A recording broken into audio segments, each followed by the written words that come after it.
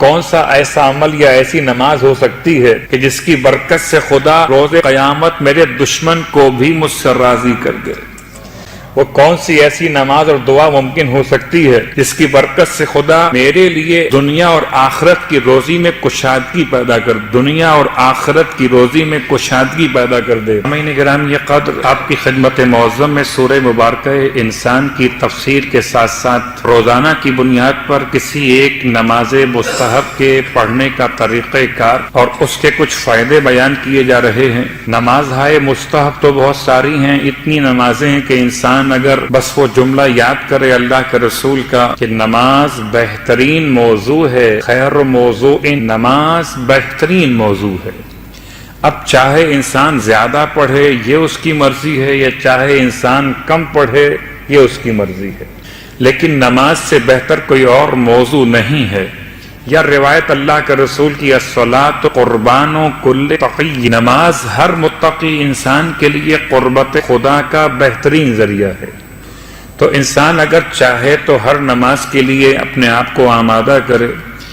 میں یہ کہا کرتا ہوں کہ ٹھیک ہے آپ روز ہر نماز نہیں پڑھ سکتے، ہفتے میں ہر نماز نہیں پڑھ سکتے، مہینے میں ہر نماز نہیں پڑھ سکتے، کم از کم ان نمازوں سے آشنا تو ہو جائیے کہ شاید کبھی کسی وقت میں وہ نماز پڑھ لی جائے۔ کبھی ایسا ہوتا ہے کہ انسان کا دل آمادہ ہوتا ہے۔ مثال کیا عرض کروں آپ کی خدمت میں، روٹین کے کھانے کھاتے کھاتے کبھی کبھار ہم تھک جاتے ہیں اور ہم اپنے گھر والوں سے کہتے ہیں کہ بھئی آج کھانا آپ پکائیے، آج ہم باہر سے منگا لیتے ہیں، یا کہتے ہیں کہ آج کوئی نئی چیز پکائیے، نئی ڈش لے کر آئیے۔ تو جیسے انسان کے ذائقہ زبان کے لیے کوئی نیا کھانا چاہیے ہوتا ہے، شاید ایسے ذائقہ روح کے لیے کوئی نئی نماز بھی چاہیے ہو۔ یہ نئی نماز کا مطلب نماز بدعت نہیں، صلوات پڑھے محمد و آل محمد۔ یہ سب 1400 سال پرانی نمازیں ہیں جو بیان کی جا رہی ہیں، جو اللہ کے رسول اور ائمہ اہل بیت سے منقول ہیں۔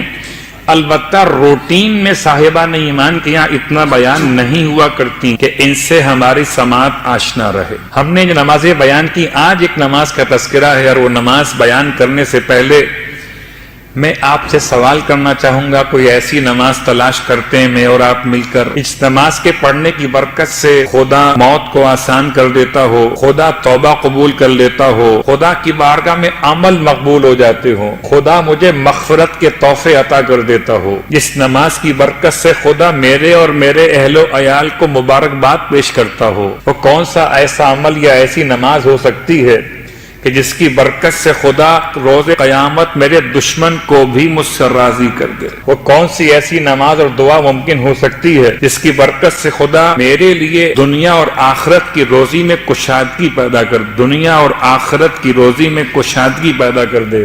وہ کون سی نماز یا دعا ہو سکتی ہے جس کی برکت سے خدا میرے والدین کو بھی بخش دے اور ذریت کو بھی بخش دے؟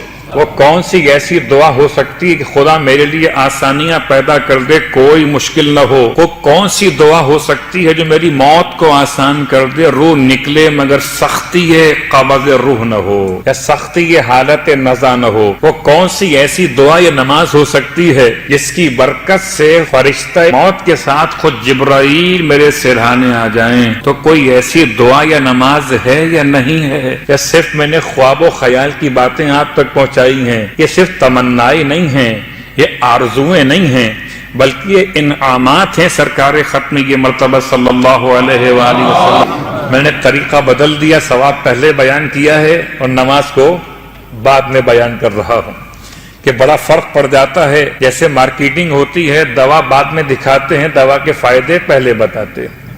لوگ مجھ سے پوچھتے ہیں مولانا اس کے پڑھنے کا ثواب کیا؟ ثواب پہلے سن لیجئے، نماز بعد میں سنیے۔ اب آپ کے ذہن متوجہ ہو گئے۔ قسم بخدا اگر اتنی 10 چیزوں کے لیے، 10 باتوں کے لیے جو بیان کی گئی ابھی تک، ان باتوں کے لیے میں آپ سے کہوں کہ آپ نے ایک پورا قرآن پڑھنا ہوگا، آپ تیار ہو جائیں گے۔ مولانا بتائیے پڑھنا کیسے، الٹا پڑھنا کہ سیدھا پڑھنا؟ اب تو ایسے بھی اعمال آ گئے ہیں، وہ میں کیا باتیں بیان کروں۔ یہ عملیات کی کچھ بحث ہوتی ہیں کہ انسان کو کیسے پڑھنا ہے، مبین سے شروع کرنا ہے، مبین پہ ختم کرنا ہے، الی آخر۔ تو اگر میں آپ سے کہوں کہ ان 10 باتوں کے لیے آپ کو 10 درہم خرچ کرنے پڑیں گے، تو آپ کہیں مولانا اس میں 10 تو بہت کم ہے، ہم 20 بھی خرچ کر دیں گے۔ تو وہ کون سی نماز ہے جس میں درہم خرچ نہیں ہوں گے؟ البتہ ولایت شرط ہے۔ اللہ کے رسول اپنے حجرہ مطہرہ سے باہر تشریف فرما ہوئے ہیں اور آپ نے اپنے اصحاب کے درمیان ایک اناؤنسمنٹ کیا ہے کہ آپ میں سے کوئی ہے جو اپنے لیے رب سے توبہ کی درخواست کرنا چاہتا ہو۔ اب تک جو میں نے بیان کیا یہ تمام فائدے نماز توبہ کے ہیں۔ صلوات پڑھے محمد والے محمد۔ بہت ڈیپ میں جانے کے لیے تو پھر الگ الگ بحث کرنی پڑتی ہے۔ نماز اف، تو یہ اف کیا ہے؟ معافی۔ نماز استغفار الگ نماز ہے، وہ کیا ہے؟ یہ نماز توبہ ہے۔ توبہ اور ہے، استغفار اور ہے، اف اور ہے۔ البتہ اردو زبان کی کوتاہی الفاظ کا مسئلہ ہے، اس کے دامن میں الفاظ نہیں ہیں، اس لیے اردو زبان میں تینوں کو کہتے ہیں کہ توبہ کی نماز، استغفار بھی توبہ، توبہ بھی توبہ اور اف بھی توبہ۔ حالانکہ اف وہ نماز ہے کہ اگر انسان کو عبادت خدا میں ذائقہ کم محسوس ہو، عبادت میں سستی پیدا ہونے لگے تو اسے وہ نماز پڑھنی چاہیے۔ نماز استغفار وہ نماز ہے جو خدا سے مغفرت طلب کرنے کا پہلا عنوان ہے۔ جب مغفرت طلب کی اور مغفرت آپ کو مل گئی، اب پھر آپ کے لیے توبہ کی منزل ہے۔ پہلے مغفرت ہے اور بعد میں توبہ ہے۔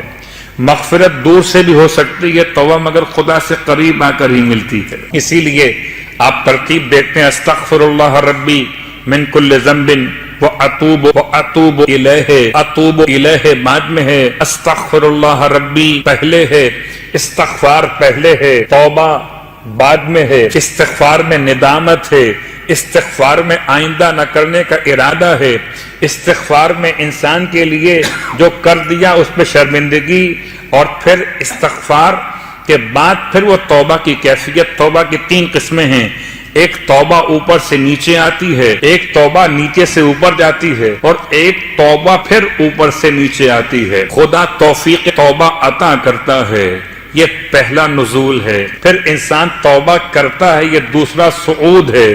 پھر خدا توبہ قبول کرتا ہے، یہ پھر تیسرا نزول۔ صلوات پڑھیں محمد وعلى محمد۔ تو توبہ یک طرفہ مسئلہ نہیں ہے، ہو سکتا ہے استغفار یک طرفہ مسئلہ ہو، استغفر اللہ ربی واتوب الیہ، لیکن یہ غیر معصومین کی بات ہو رہی ہے، معصومین کی بارگاہ مقدس کی بات نہیں ہو رہی۔ معصومین کا استغفار کرنا کس معنی میں وہ الگ موضوع ہے، میں اپنی اور آپ کی بات کر رہا۔ استغفار کے بعد توبہ، نماز توبہ۔ اللہ کے رسول فرماتے ہیں تم میں سے کون ہے جو خدا سے توبہ کرنا چاہتا ہو؟ تو بھلا کون سا ایسا شخص ہے جو کہے گا میں خدا سے توبہ نہیں کرنا چاہتا؟ ویسے کبھی کبھی ایسا ہو سکتا ہے کوئی ایسا شخص آپ کو مل جائے جو کہے میں خدا سے توبہ نہیں کرنا چاہتا۔ ایسا کب ہو سکتا ہے؟ چھوٹی سی مثال ہے، یہ بھی واقعہ مولوی مثنوی روم نے اس کو اپنی فارسی ادبیات میں لکھا۔ کہتے ہیں کہ ایک شخص ہے کہ جو بہت اللہ سے مناجات کرتا ہے، اللہ سے دعا کرتا ہے۔ ایک دن شیطان نے اس کے وسوسے ذہن کے ذریعے پیغام اس کو دیا، شیطان نے ورغلایا اسے، کہا تو ہمیشہ خدا سے اتنا گڑگڑاتا ہے، کبھی خدا نے تجھے لبیک نہیں کہا، کبھی خدا نے تجھے تیری پکار کا جواب نہیں دیا۔ بہت غور کیجئے گا، یہ مسئلہ خالی پرانا واقعہ نہیں پڑ رہا، یہ مسئلہ آج میرا بھی اور آپ کا بھی ہے۔ صاحب 30 دن ہو گئے مولوی صاحب روزگار کی دعا مانگتے مانگتے، مگر ایک مرتبہ بھی وہاں سے کوئی مجھے لبیک نہیں ملا، یعنی اجابت دعا نہیں ہوئی۔ شاید میرے اور آپ کے مسائل ایسے ہو گئے کہ ہم قبولیت دعا کی بنیاد پر دعا مانگتے ہیں، اگر قبولیت نہ ہو تو دعا چھوڑ دیتے ہیں، قبولیت ہو تو پھر شکر خدا کو ادا کرتے ہیں۔ تو قبولیت دعا کی بنیاد پر دعا مانگنے والے گھبرا جائیں گے جب یہ جملہ سنیں گے۔ شیطان نے اس راز و نیاز کرنے والے بندے خدا سے کہا تو خدا سے بڑی باتیں کرتا ہے، خدا خدا خدا کرتا ہے، رب ربی ربی کرتا ہے، آج تک تو تیرے پروردگار نے تجھے منہ لگایا نہیں، تجھے لبیک بھی نہیں کہا، تجھے یہ بھی نہیں کہا کہ میں حاضر ہوں۔ بات تو معقول تھی۔ ابھی ہم بات کر رہے ہیں انسانوں کے مسائل کی، وہاں پہنچ کے پوچھیں گے معقول کیا ہوتا ہے اور غیر معقول کیا ہوتا ہے۔ فی الحال تو یہ ہمارے اور آپ کے معاشرے میں لفظ معقول ہو گیا کہ ٹھیک ہے آپ بار بار مجھے کال کر رہے تھے، میں نے ایک مرتبہ بھی، خیر اب تو میں کیا مثال دوں کہ واٹس ایپ پر یا بعض اپلیکیشنز پر یہ آسانی پیدا ہو گئی کہ اگر آپ نے میرا میسج پڑھ لیا تو اس کا کلر جو ہے وہ چینج ہو جاتا ہے، بلو ہو جاتا ہے کہ آپ نے پڑھ لیا۔ اب مجھے اطمینان ہے جواب آئے کہ نہ آئے آپ نے پڑھ تو لیا۔ اور اگر کبھی آپ جواب نہ دیں یا اب سسٹم ایسا بنائیں اس طرح سے اپنی اپلیکیشنز کو بنا دیں واٹس ایپ کی کہ مجھ پر شو نہ ہو کہ آپ نے پڑھا کہ نہیں پڑھا، تو مشکل ہو جائے گی۔ اگر خدا سے بار بار بات کر رہے تھے اور کوئی رسپانس نہیں مل رہا، رسپانس خدا کا جواب نہیں آ رہا، تو اس نے کہا بات تو یہ صحیح کر رہا ہے، اس نے خدا سے دعا مانگنا چھوڑ دی، خدا سے بات کرنا چھوڑ دی۔ جو جواب بھی نہیں دیتا اس سے بات کیا کی جائے، بات کرنا چھوڑ دی۔ تو کہتے ہیں کہ جب بات کرنا چھوڑ دی تو پھر منادی غیب نے، ہاتف غیب نے اس شخص کو پکارا، بندے کیا بات ہے، تو نے اپنے رب سے بات کرنا چھوڑ دی؟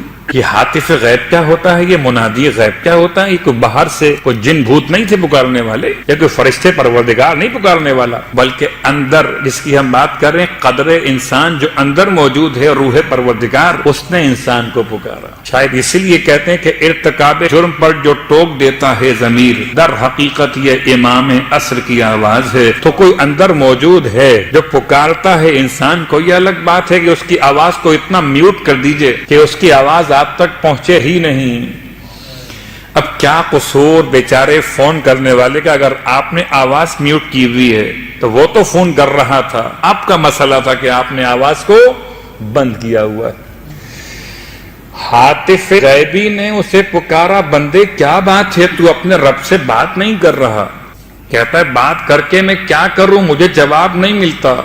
تب ہاتف غیب نے کہا، بندے تجھے کیا ہو گیا، تیرے دل میں دعا کی تمنا ہی تو میری آواز تھی۔ تجھے بار بار دعا کے لیے، بہت سے ایسے لوگ ہوں گے جنہیں دعا میں دل نہیں لگتا، بہت سے ایسے لوگ آپ کو ملیں گے جو دعا پر بلیو نہیں کر رہے ہوتے، تو جن کے خانہ دل کو خدا کی طرف سے تالے لگا دیے گئے ہیں، وہاں سب کچھ تو ہے مگر دعا نہیں ہے۔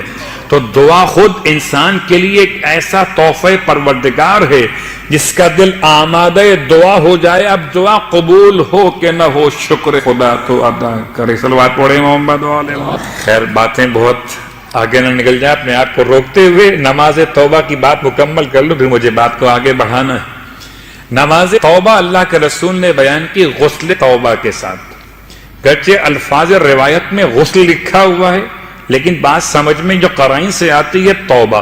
ویسے بھی جب بھی کبھی آپ غسل جمعہ کیجئے، غسل عیدین کیجئے، غسل شب ہائے قدر کیجئے، یا دیگر اغسال یعنی کہ غسل جو مستحب یا واجب ہوتے ان کو انجام دیجئے۔ طریقہ آپ کو معلوم ہے، سر اور گردن کا دھونا، بدن کے دائیں حصے کا ایک مرتبہ اور بائیں حصے کا ایک مرتبہ دھونا، یہ مکمل دھونا یہ کہلاتا ہے غسل ترتیبی۔ آپ اس طرح جب غسل کو مکمل کرتے ہیں تو پھر نیت کبھی کرتے ہیں جمعے کی، کبھی عیدین کی، کبھی اور مناسبتوں کے اعتبار سے واجب ہو یا غیر واجب، اس میں نیت ایڈ کر لیجئے ہمیشہ کے لیے۔